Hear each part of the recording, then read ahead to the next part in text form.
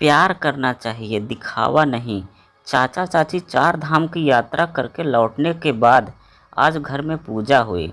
चाचा चाची के साथ दिल्ली जाते समय चाचा के दोनों बेटे, उनकी पत्नियां, सबसे बड़ी की 3 बच्चे और छोटी की 2, उनकी एक एक बेटी और दामाद भी थे, और बेटी को एक बेटा और एक बेटा भी साथ में थे।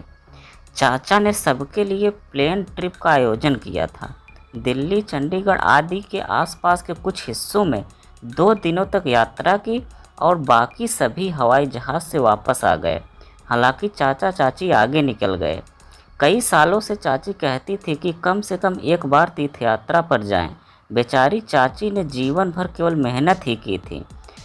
जब उनकी शादी हुई तो वह जॉइंट फैमिली वाले घर में आई। इसके अलावा घर में बड़ी बहू होने के कारण घर में 2 देवर और 3 ननद की शादी का जिम्मा भी उन्हीं के सर पर था। चाचा की सरकारी नौकरी थी, लेकिन एक साधारण लिपिक की। उस समय तनख्वाह बहुत कम थी, इसलिए उन्हें हर समय कड़ी मेहनत करनी पड़ती थी। लेकिन कभी चाची ने शिकायत नहीं की कि उन सभी की शादी हो जाने के बाद उनमें से हर एक को एक अलग दुनिया मिल गई और चाचा चाची के एहसान को भूल गए। इसके अलावा उनकी अपनी दुनिया की भी फल फूल रही थी। तब खर्चा इतना था कि घूमने की तो बात ही दूर की। रिटायरमेंट के बाद मिले पैसों से और जीवन भर की बचत से 2 मंजिला मकान बनाया और 2 बच्चों के जीवन यापन की समस्या दूर हो गई। बड़े के पास काफ़ी अच्छी नौकरी थी, लेकिन छोटे का ध्यान चंचल था और वह ज़्यादा देर तक कहीं टिक नहीं पाया। अंत में उसके चाचा ने उसे दुकान लगाने के लिए पैसे दिए। लड़कियों के लिए एक अच्छा घर देखने के बाद सब कुछ ठीक हो जाता है। हाल ही में यह पता चला कि गांव के पास उनके खेत को बांध दिया जाएगा और उन्हें सरकार मुआवजे के रूप में पैसा देगी। अब चाचा जी ने खेती के साथ साथ गांव के पास का खेत भी बेच दिया, इसलिए उन्हें अच्छी खासी रकम मिल गई। मिली रकम को ज़मीन या रियल एस्टेट में दोबारा निवेश करने पर टैक्स में छूट मिलती है और पैसा सुरक्षित रहता है। तो क्या हमें खेत की ज़मीन खरीदनी चाहिए? घर में रोज़ घर को लेकर चर्चा रहती थी। मुलाकातें होने लगी, दलाल का आना जाना बढ़ गया। चाचा जी को तो समझ में नहीं आ रहा था कि वह क्या करें। इसी समय चाची ने कहा कि वह 4 धाम यात्रा पर जाना चाहती है, इसलिए भले ही वह यात्रा निकाली गई। चाचा ने कम से कम 2 दिनों तक सभी को खुश किया और फिर आगे बढ़ गए। लेकिन जब तक वह वहाँ थे, बहन और भाई की दैनिक सलाह जारी रही। सबको डर था कि अब चाचा चाची न जाने कितना खर्च कर देंगे, हमारे लिए कुछ करेंगे भी या नहीं, हमारा भी अधिकार है। जब तीनों बच्चों के माता पिता का फ़ोन आया तो आप जब वापस आए तो वह यही सुझाव देंगे कि हम यह फ्लैट खरीद लें या खेती बाड़ी आदि देखें। 18-20 दिनों के बाद चाचा चाची वापस आए और गंगा पूजन का कार्यक्रम तय किया। रात के खाने के लिए 100 से 150 लोगों को आमंत्रित किया गया था। तीनों लड़कों को यह बिल्कुल पसंद नहीं था, लेकिन वह सबके सामने बहुत खुशमिजाज होने का दावा कर रहे थे। दावत और पूजा अच्छी तरह से हो गई और सभी अपने अपने घर चले गए। घर में केवल 3 बेटों का परिवार था और सभी तोहफे देख रहे थे। वास्तव में वे असमंजस में थे कि पैसों के विषय पर कैसे चर्चा की जाए।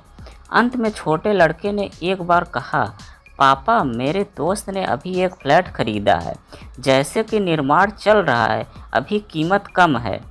वह कम पैसों में 3 फ्लैट छोड़ देगा, क्यों न जाकर इस रविवार को देख कर आएँ। लेकिन चाचा अपने पोते से बात कर ही रहे थे कि अचानक उन्होंने कहा, जब हम यात्रा कर रहे थे तो वहाँ मज़ेदार था। एक मंदिर में बहुत अच्छा उत्सव चल रहा था। रात का खाना चल रहा था, बहुत भीड़ थी और बहुत सारे व्यंजन पके हुए थे। उसी वक्त मंदिर पर भजनों और श्रद्धालुओं ने नृत्य किया। मैं धीरे धीरे यहाँ सोचकर मंदिर के दर्शन मिलेंगे या नहीं, लेकिन कमरा बिल्कुल खाली था। हर कोई बाहर था और भगवान और मैं कमरे में अकेले थे और देवता मुझसे बोलने लगे। उतने में बड़ा बेटा गुस्से से बोला, पापा, राजू जो कह रहा है क्या आप सुन नहीं रहे हो? लेकिन पापा ने इस बात को पूरी तरह से अनसुना कर दिया और बात करते रहे। भगवान ने कहा कि देखो सुंदर, ये मेरे नाम का उत्सव है, पर मौज सबकी है। सुबह पूजा हो चुकी थी, फूल पत्ते पानी मुझ पर रखे और अब वह फूल पत्ते सड़ रहे हैं, उसकी दुर्गंध फैल रही है, उसमें से कीड़े मुझ पर चल रहे हैं और अब इस गंदगी को कोई साफ नहीं करना चाहता। 4-5 बार आरती कर दी गई, लेकिन अब साउंड प्रोजेक्टर से भरपूर संगीत और कर्कश गाने बज रहे हैं। सब खाने पीने में लगे हैं, लेकिन मुझे भोग लगाना भूल गए। जैसे ही चाचा जी कुछ और कहने वाले थे, इतने में उनकी बेटी मिष्टी गुस्से में बोली, क्या फालतू की बातें कर रहे हो पापा? पापा आप व्यस्त नहीं हैं, लेकिन हम इतने काम में इतने व्यस्त होते हुए भी आपके लिए आए हैं और आपकी ये बकवास चल रही है। हालांकि इस बार चाचा जी बोले, फालतू? मैं बकवास नहीं कर रहा हूँ, जो कुछ भी कह रहा हूँ मैं आपको सच कह रहा हूँ। आप हमारे लिए नहीं बल्कि सिर्फ पैसों की सेवा करने आए हैं। जब हम यात्रा कर रहे थे तो हर कोई मुझे अलग अलग योजनाएं बता रहा था, लेकिन आप में से एक भी हमारे स्वास्थ्य के बारे में नहीं पूछा। हम क्या खा रहे हैं, कहाँ जा रहे हैं और हम कहाँ रह रहे हैं, आपने पूछताछ भी नहीं की। हमने तो जीवन भर मेहनत करके 4 पैसे कमाए और आपके जीवन को बेहतर बनाने की पूरी कोशिश की। हमारा कर्तव्य था, लेकिन हम अपनी ज़िंदगी जी नहीं पाए, खुशी भी कभी महसूस नहीं हुई। आपने इस बारे में कभी सोचा? जब यात्रा पर आपकी माँ का जन्मदिन आया तो आप तीनों में से किसी ने भी साधारण शुभकामनाएं भी नहीं दी अपनी माँ को। मुझे पता है कि मेरे पास जो पैसा है उसका क्या करना है। ऐसे ही मेरे बाल धूप में सफ़ेद नहीं हुए।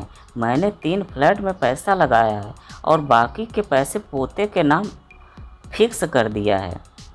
उन्हें वह पैसे उनकी शादी में मिल जाएंगे, लेकिन तीनों फ्लैट मेरे और तुम्हारी माँ के नाम पर रहेंगे। मैं तीनों घर किराए पर दूंगा, लेकिन मैं घर का किराया तुम्हारी माँ के हाथों में दूंगा।